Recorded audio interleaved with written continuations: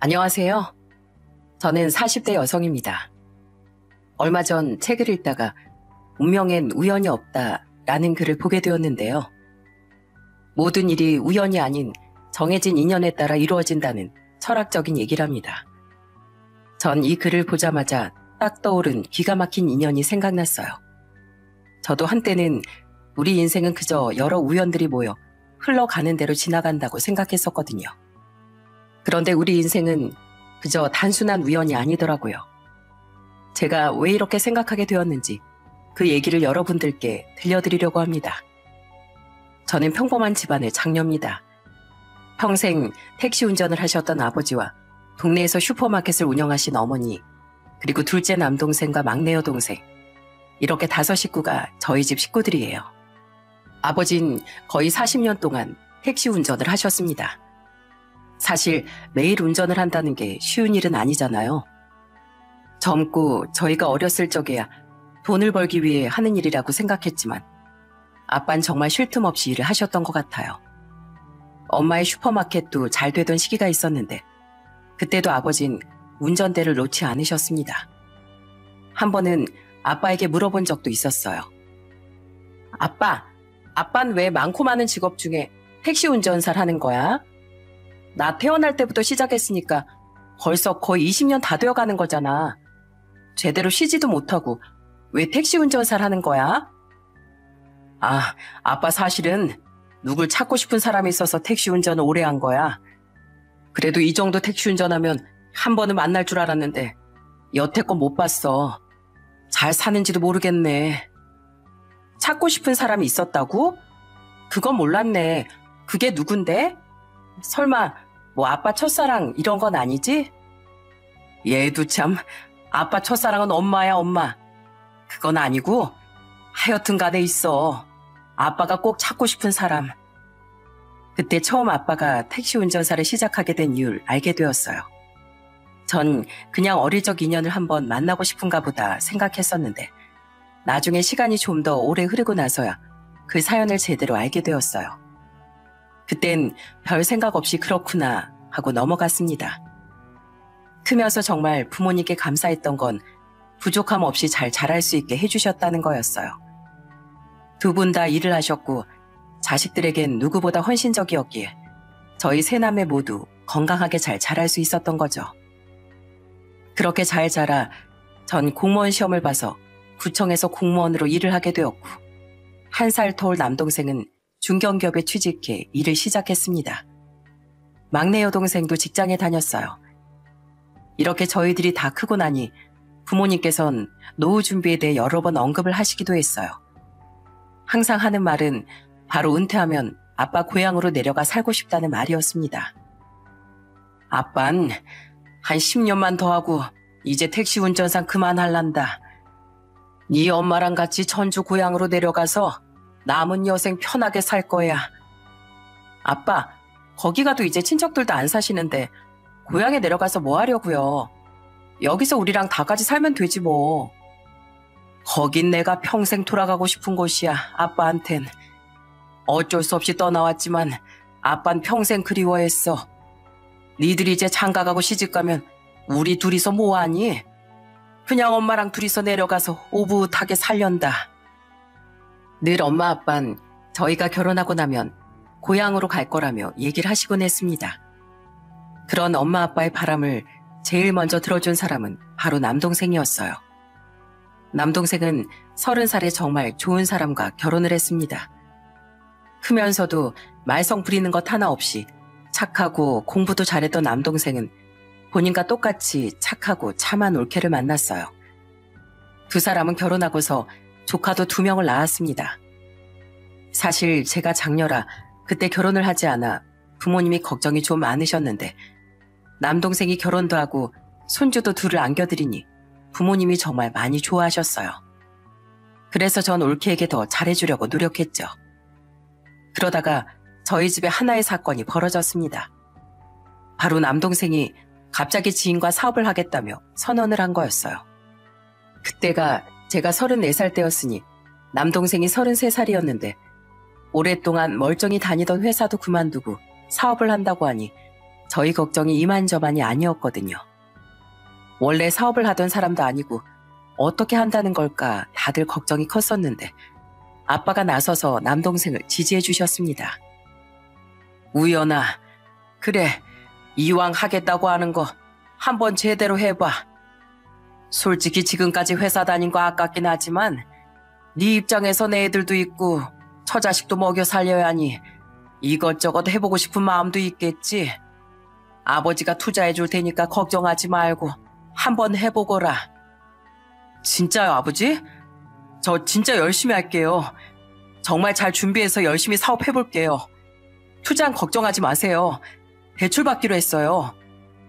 대출은 무슨, 요즘 이자가 얼마나 비싼데. 내가 도와줄 테니까 걱정하지 말고 일단 시작해봐라. 들어보니 그래도 어느 정도 계획은 잘 짜놓은 것 같던데 한번 해보는 거지 뭐. 감사합니다. 정말 감사합니다, 아버지. 저 정말 열심히 잘해볼게요.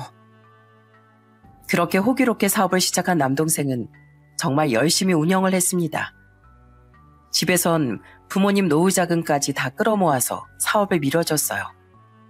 남동생은 부모님이 주신 사업 자금이 어떤 건지 누구보다 잘 알기 때문에 더욱 열심히 일을 했습니다.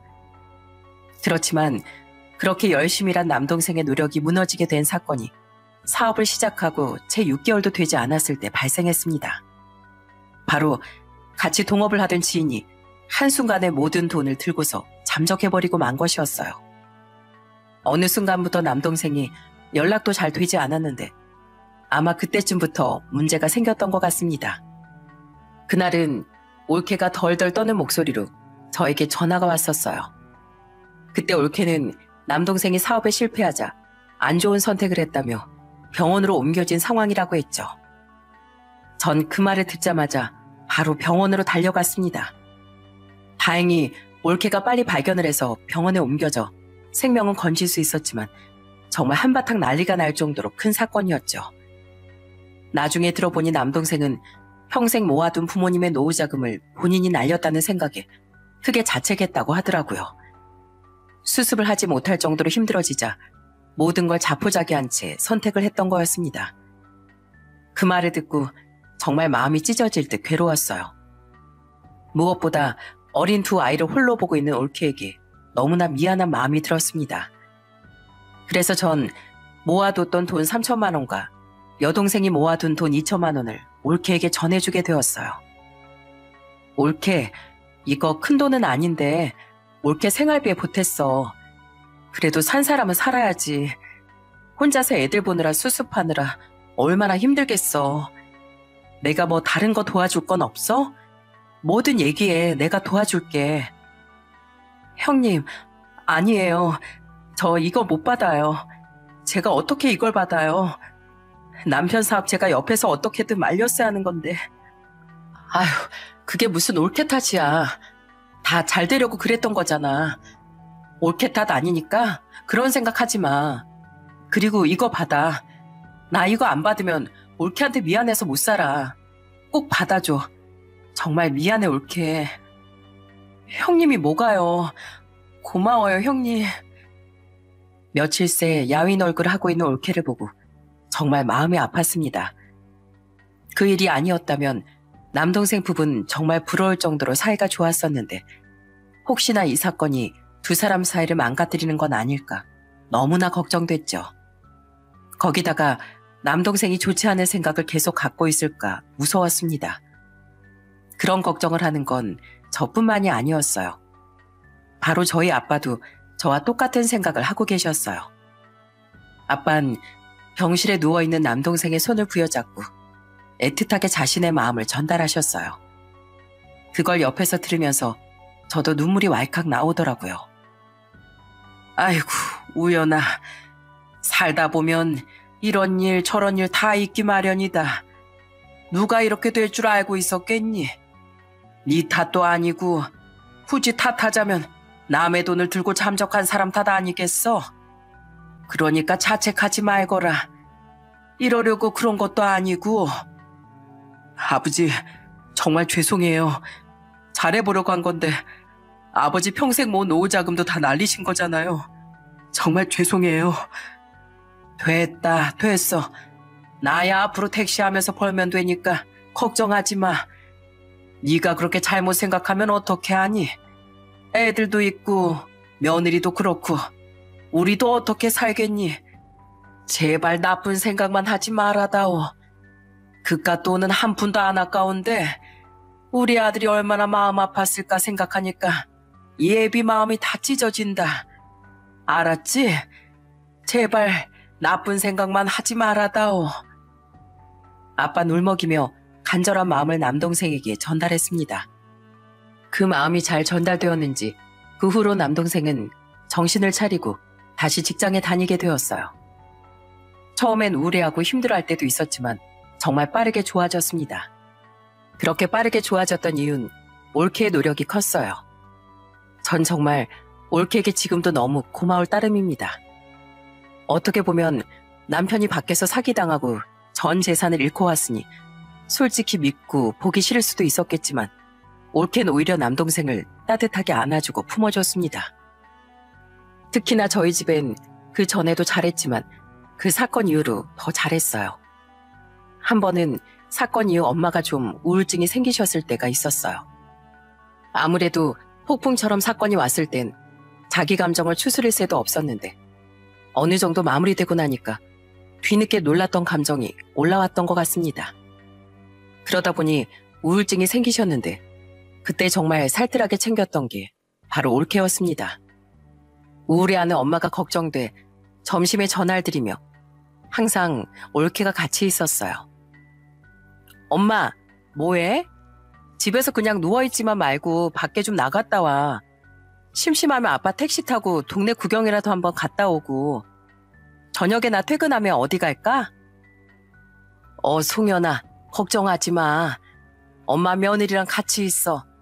아까 낮에 같이 커피 마시자고 나왔어. 아유, 난 됐다는데 어제 오늘 맨날 이렇게 온다.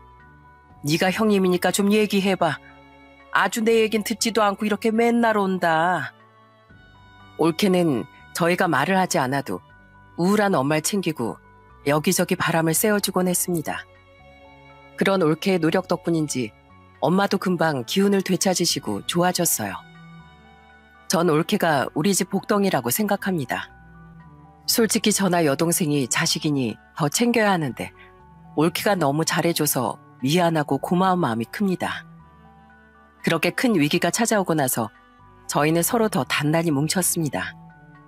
서로를 배려하고 위해주면서 위기를 잘 이겨낼 수 있었죠.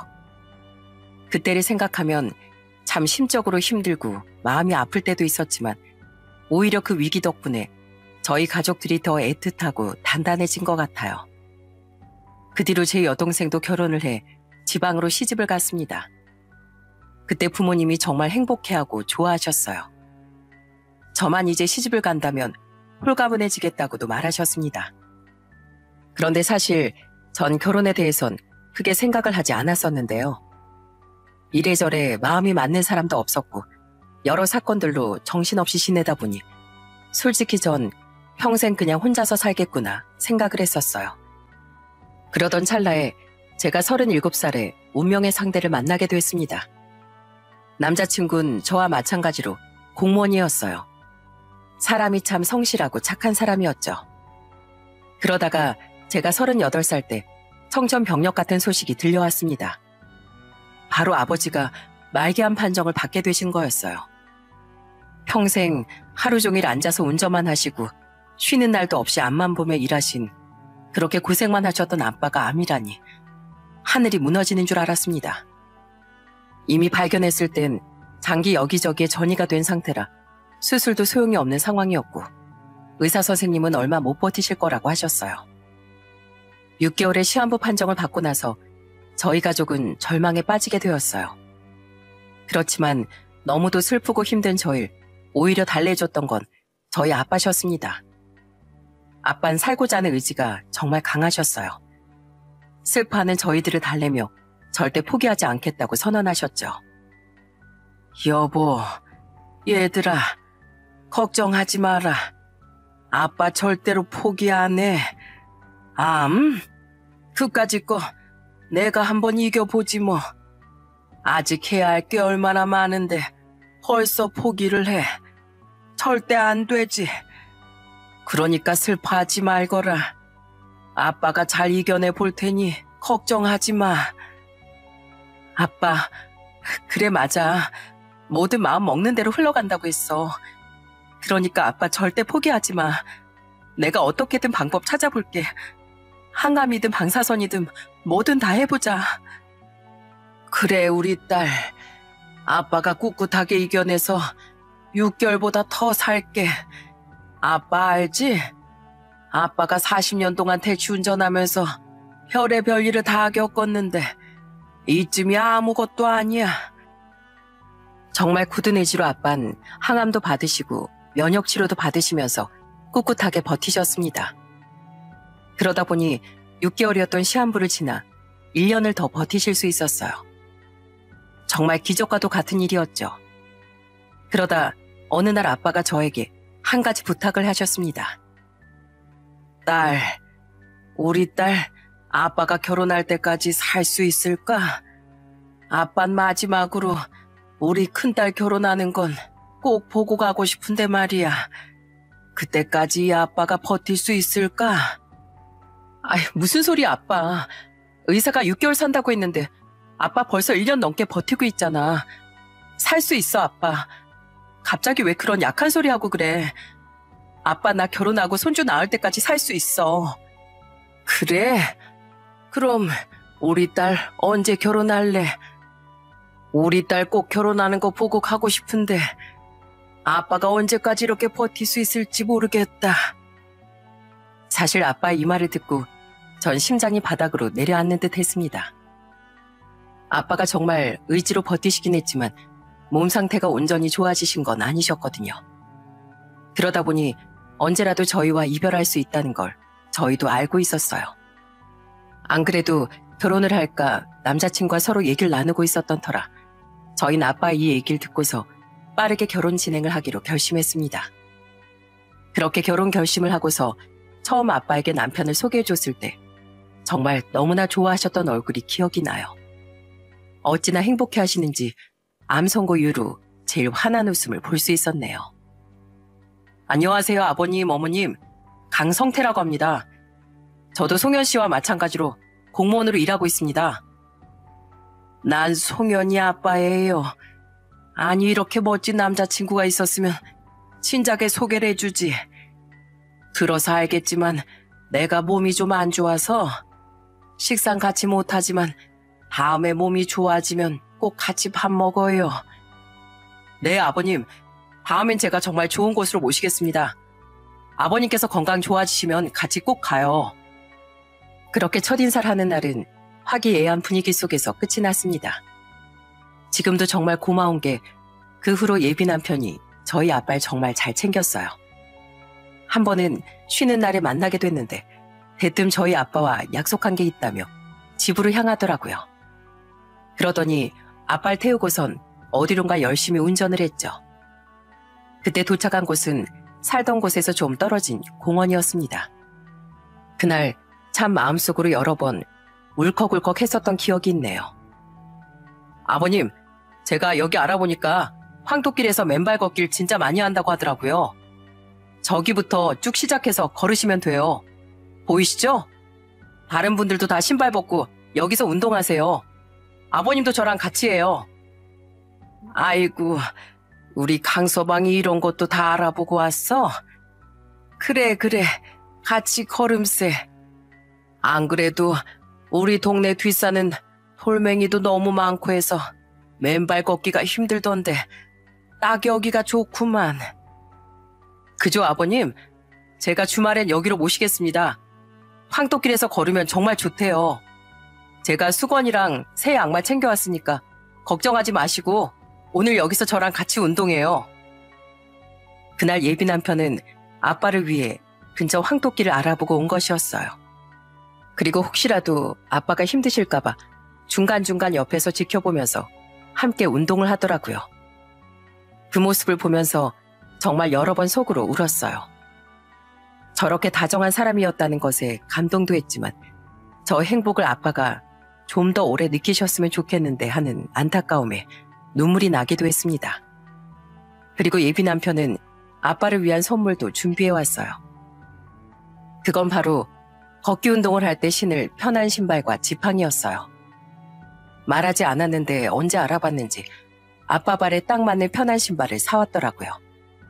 그걸 받고서 아빠도 감동의 눈물을 흘리시기도 했습니다. 아버님, 이거 제가 물어보니까 걷기 운동할 때 이 신발이 쿠션도 좋고 편하다고 하더라고요. 요즘 아버님 산책도 많이 나가시죠? 그때 이거 신으시고 뒷산 오를 땐 꼭 이거 보조 지팡이 가지고 가시고요.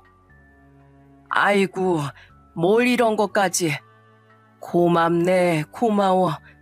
내가 자네한테 너무 고마워서 어떻게 이걸 다 갚아야 하나 싶네.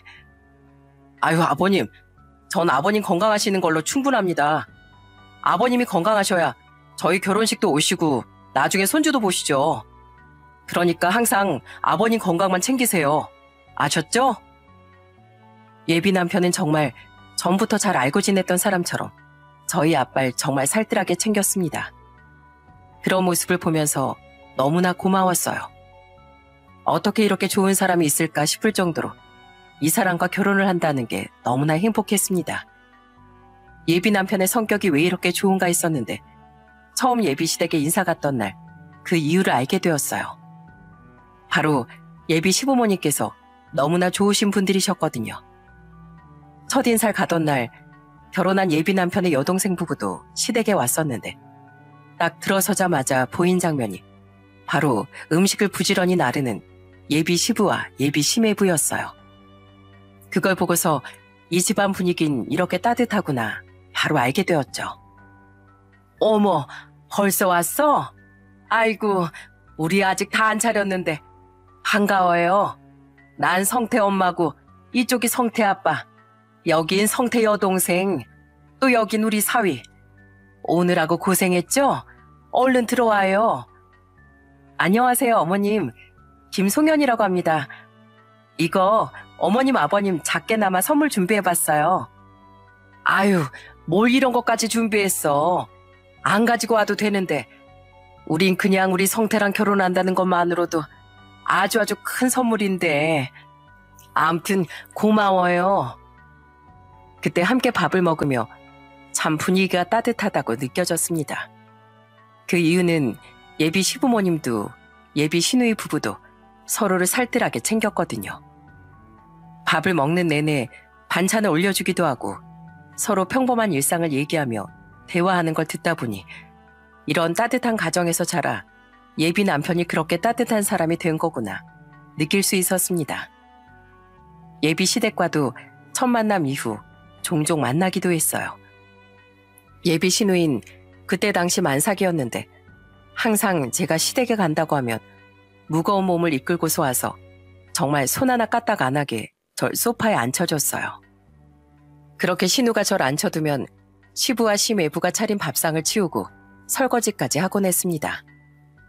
온 식구들이 집안일을 서로 배려하며 사는 모습을 보니 참 좋은 집이구나 하는 생각이 들었어요. 그렇게 행복하게 결혼을 준비하게 되었습니다. 양가의 축복 속에 결혼을 준비하면서 상견례 날짜까지 잡았던 어느 날 갑작스럽게 아빠가 몸이 너무 안 좋아지시며 급하게 입원을 하시게 되었어요. 결국 상견례는 미뤄야 하는 상황이 오고 말았습니다. 전 그래서 정중하게 예비 시댁에 이 얘기를 하게 되었어요. 착잡한 심경으로 찾아가니 역시나 예비 시부모님은 절 반겨주시더라고요. 아이고, 그래 우리 며느리 어쩐 일이야? 밥은 먹었고? 갑자기 온다고 해서 무슨 급한 일인가 했어? 뭐 할 말 있는 거야? 아, 그게 드릴 말씀이 있어서요, 아버님. 그래, 어서 말해보거라. 편하게 말해도 괜찮아. 무슨 일인데? 저희 아버지가 몸이 너무 안 좋으셔서 입원을 하시게 됐어요. 상황은 봐야겠지만 아무래도 예정됐던 다음 주 토요일 상견례는 미뤄야 할 것 같아서요. 저는 그때의 상황을 차분하게 설명하려고 했습니다. 되도록 침착하게 말해보려고 했지만 제 마음처럼 목소린 사시나무 떨듯 떨리고 있더라고요.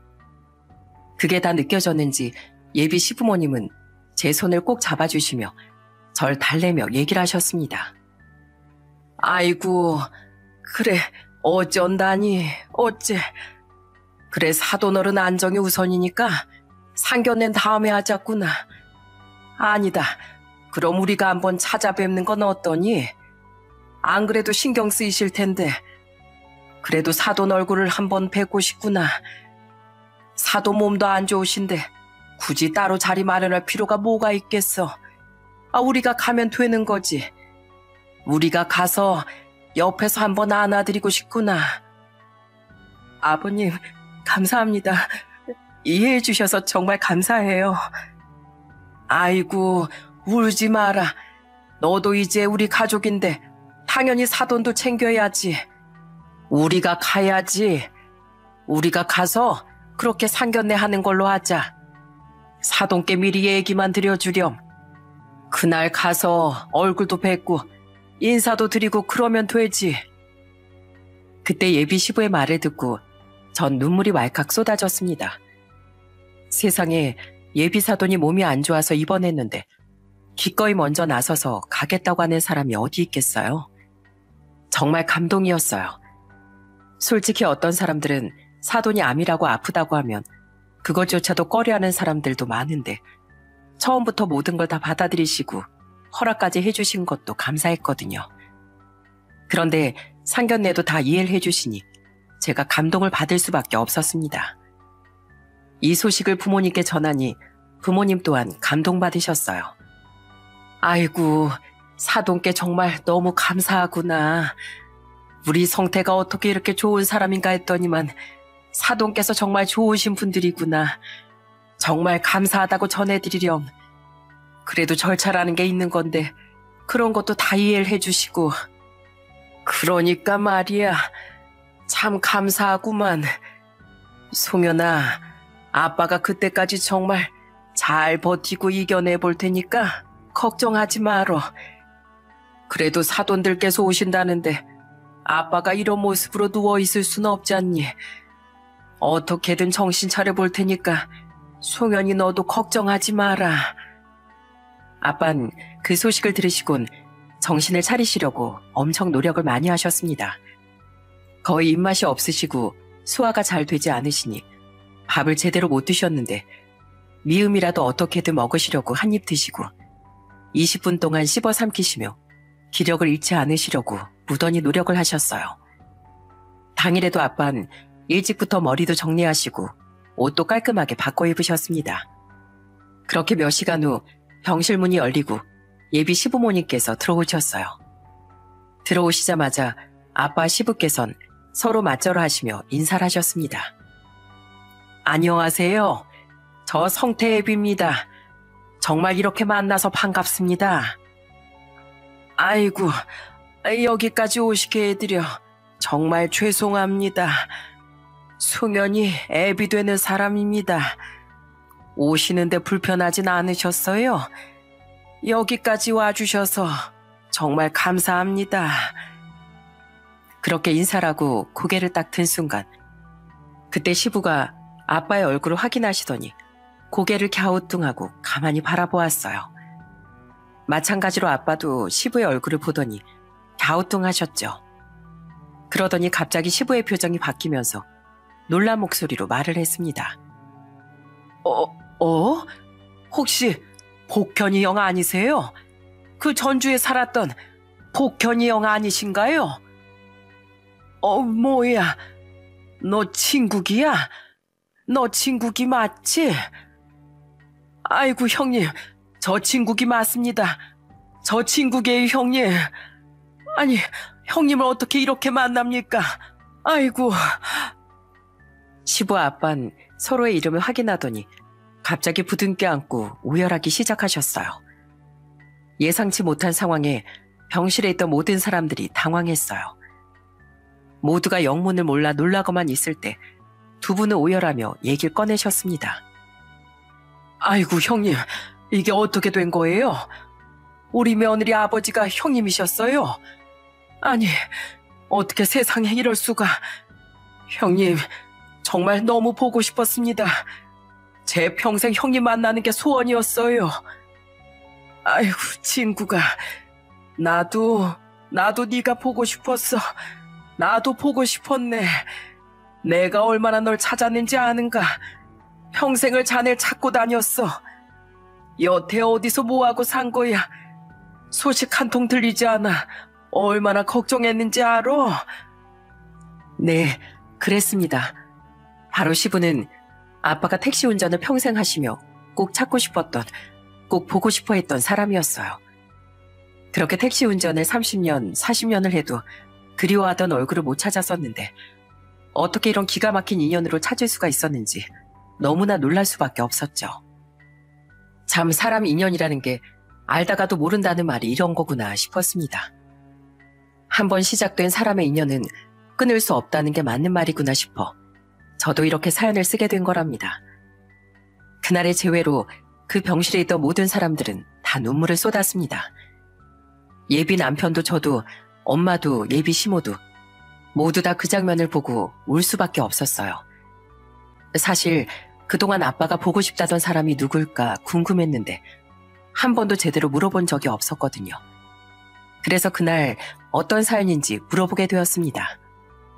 아빠, 아버님, 도대체 무슨 사연이길래 이렇게 두 분이서 보고 싶어하고 많이 그리워하신 거예요? 대체 무슨 사연이신데요? 아, 그게 폭현이 형님은 내가 가장 존경하는 어르신 아들이야. 그리고 내 친형이나 다름없는 사람이었고 벌써 한 60년이 다 됐네. 내 나이 11살이었나. 그때 복현이 형님 아버지께서 날 거의 키워주신 거나 마찬가지야. 그래, 맞아.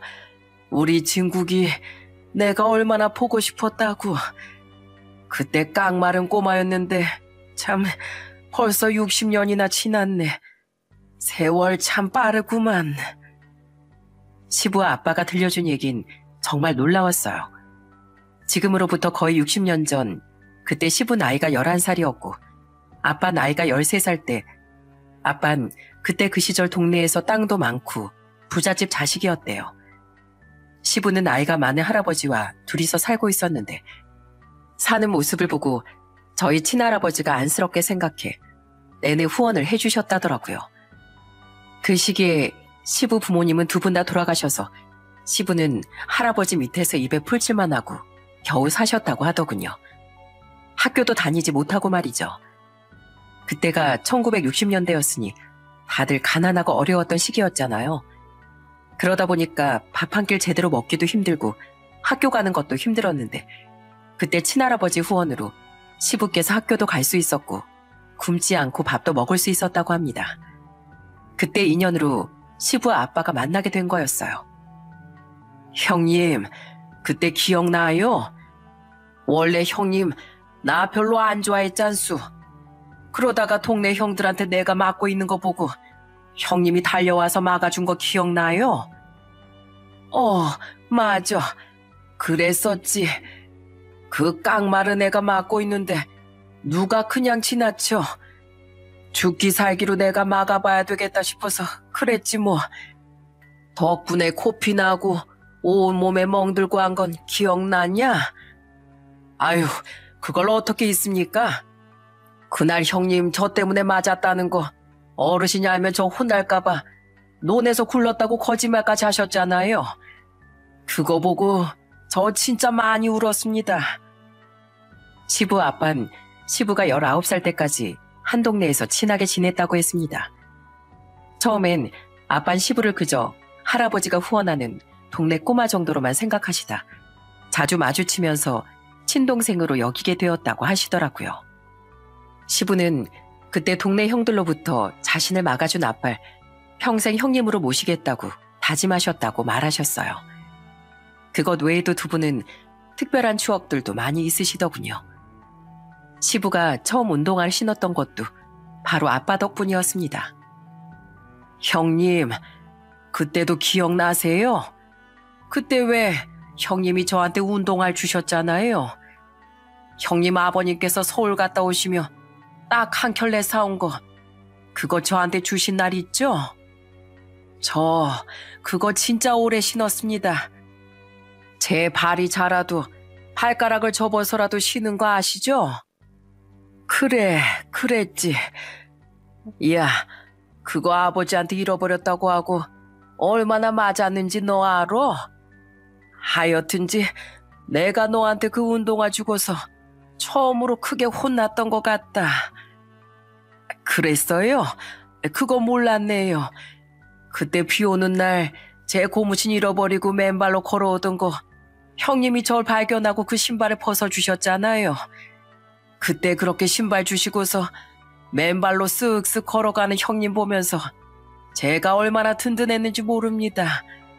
형님 없으면 저 진짜 어떻게 살았을지. 그렇게 강인한 형님이셨는데 어쩌다 여기 이렇게 누워 계십니까? 아빤 어린 시부를 정말 살뜰하게 챙기셨다고 했어요. 그때 운동화도 신발 없이 맨발로 흙길을 걷는 시부가 너무 안타까워 줬다고 하시더군요. 그렇게 귀한 운동화를 넘겨줄 정도로 아빤 시부를 잘 챙기셨대요. 아빠도 처음엔 할아버지를 따라 선의로 안쓰러운 마음에 챙겼던 거였는데 나중엔 정말 친동생처럼 자신을 잘 따르니 더 챙겨주게 되었다고 하셨어요. 그렇게 8년을 우애 좋게 친형제처럼 지내다 생사도 모르고 서로 떨어지게 된 사건이 생기고 말았습니다. 바로 할아버지가 동네 사람들이 작정하고 꼬시는 바람에 거기에 꿰어가지고 아빠가 21살 때 노름에 빠져서 전 재산을 다 날렸던 거였어요. 온 집안이 풍비박산이 나고 매일매일 집으로 지금으로 말하면 급전을 빌려주는 사채업자 같은 사람들이 찾아왔다고 합니다. 그때 당시 시부가 19살이라 서울로 돈을 벌러 나갔던 시기였는데 그땐 휴대폰이나 전화가 없으니 이런 사정을 제대로 알 수가 없었던 거였죠. 그렇게 시부가 나중에 돈을 벌어서 다시 전주로 내려갔지만 이미 흔적도 없이 다 사라지고 그 집엔 모르는 사람들이 살고 있었다고 했습니다. 그리고 아빤 바로 군대에 가서 서로 그렇게 완전히 연락이 끊기고 만 거였어요. 거의 야반도주를 하다시피 떠나다 보니 주변 동네 사람들도 소식을 다들 몰랐고 뒤늦게 찾아온 시부도 어디로 갔는지 알 수 없었던 거였습니다. 처음엔 세상을 떠났나 어디 팔려갔을까 생각도 하셨지만 시간이 흐르면서 어딘가에 건강하게 잘 지내고 있기만을 바랬다고 두 분께서 말씀하셨죠. 그렇게 애타게 그리워하던 두 분은 기가 막힌 인연으로 눈물의 재회를 하게 됐습니다. 형님, 제가 얼마나 형님을 찾았는지 아세요? 형님이랑 형님 부모님 아니었으면 저 이렇게 지금처럼 살지도 못했을 겁니다. 길거리 헤매면서 구걸하거나 나쁜 짓이나 하면서 살았을 거예요. 형님 아시잖아요. 그때 그 시절 먹는 것도 힘들었을 때 손 내밀어 준 게 바로 형님 집안이잖아요. 제가 그거 어떻게든 은혜를 갚고 싶었습니다. 형님 군대 갔을 때도 어디로 갔는지 알 수도 없고 집에 갔더니만 다른 사람이 살고 있고 모른다고 하더군요. 그래서 못 찾았습니다.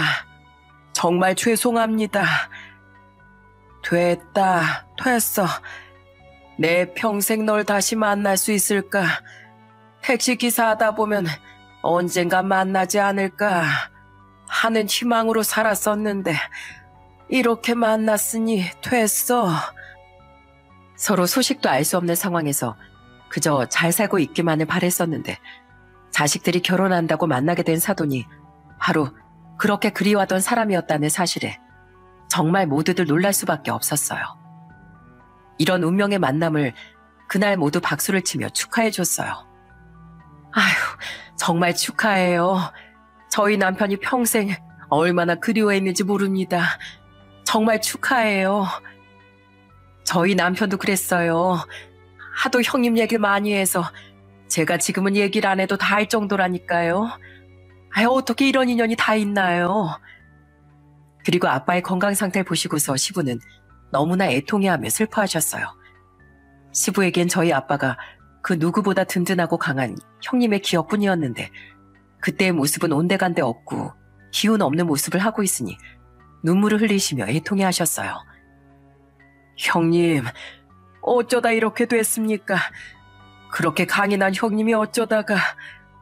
형님, 우리 이렇게 만났으면 그때로 돌아가야 될 거 아닙니까? 그때가 너무너무 그립수. 개울가에서 고기 잡고 수영도 하고 우리 개구리도 메뚜기도 잡아먹고 그랬지 않습니까? 그때가 또 그립수. 형님, 그거 생각나요? 우리 산에서 왜 나무 잘라가지고 팽이도 만들고 그랬지 않소? 그랬지. 참 나도 그때가 그립다. 그리워. 개울가에서 고기 한 마리 잡으면 그렇게나 좋아하던 진국이 네 모습이 아직도 선하다. 선해. 나인 들었지만 어떻게 그렇게 하나도 안 변했냐? 하나도 안 변했는데 어떻게 지금까지 내가 찾질 못했을까? 형님, 이제 걱정하지 마세요.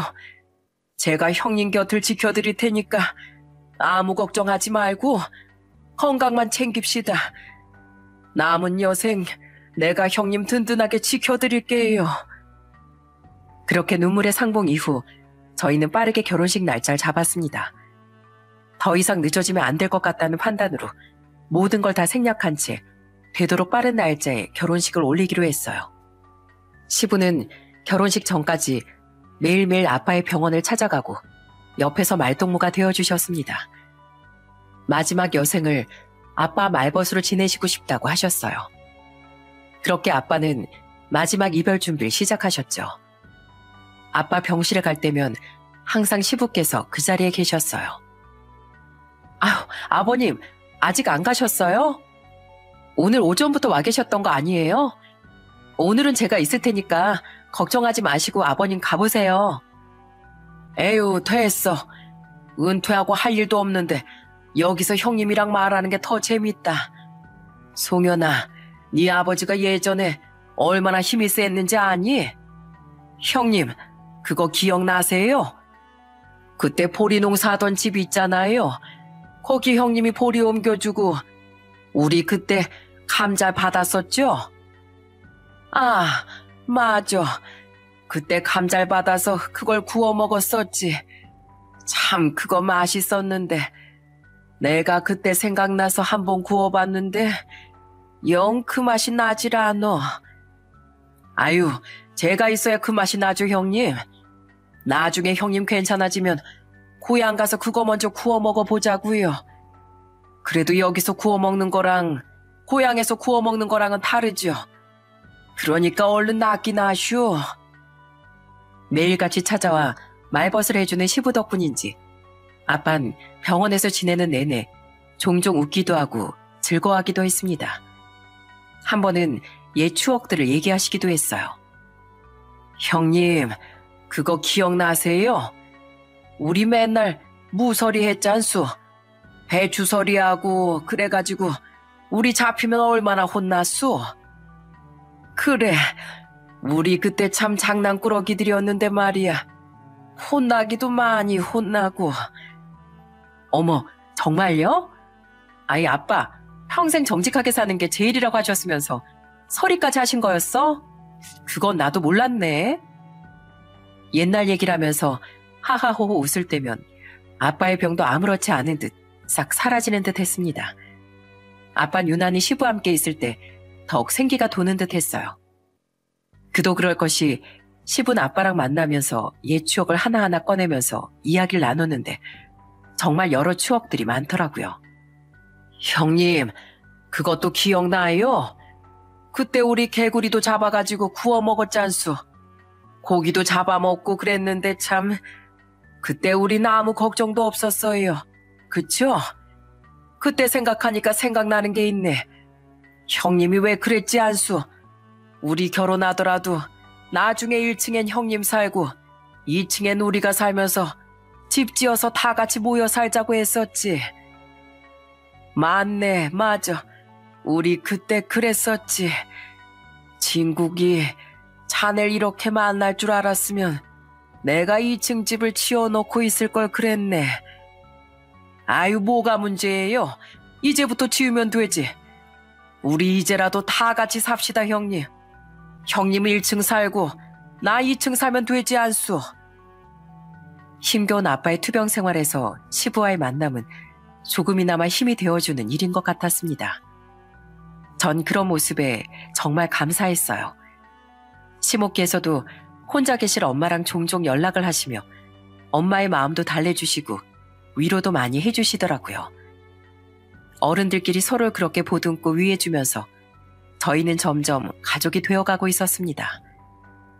한 달 후 결혼식 날 아빠는 어떻게든 딸이 드레스 입은 모습을 보고 싶다며 좋지 않은 상황에서도 휠체어를 타고 결혼식장으로 오셨어요. 가쁜 숨을 몰아쉴 정도로 컨디션이 좋으신 건 아니셨지만 그날 아빠의 표정만은 정말 밝았습니다. 사회자가 신부 입장이라며 말을 하자 전 휠체어를 탄 아빠 옆에 서서 버진 로드를 걸었어요. 아빠가 마지막으로 꼭 하고 싶다는 게 바로 딸의 손을 잡고 버진 로드를 걷는 거였거든요. 그때 아버지 휠체어를 끌어주신 분도 바로 시부셨습니다. 아빠가 고개를 숙이고 손수건으로 얼른 눈물을 닦아내시는데 좋은 날이라 어떻게든 눈물을 참아보려고 했지만 끝끝내 참을 수가 없더라고요.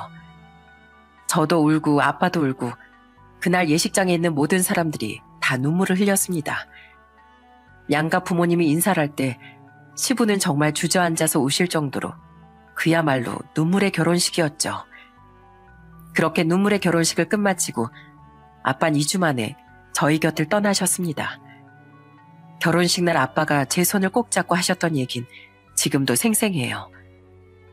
송연아, 아빠가 다른 사람도 아니고 우리 친구기가 네 시아버지라서 너무 마음이 놓인다. 좋은 사람들 만나서 정말 다행이구나. 우리 딸 행복하게 잘 살거라. 아빠가 우리 딸 하늘에서 지켜줄 테니 행복하게만 잘 살아. 종종 시댁에 갈 때면 시부께선 그때 찍은 결혼식 단체 사진을 보면서 항상 저희 아빠를 그리워하신답니다.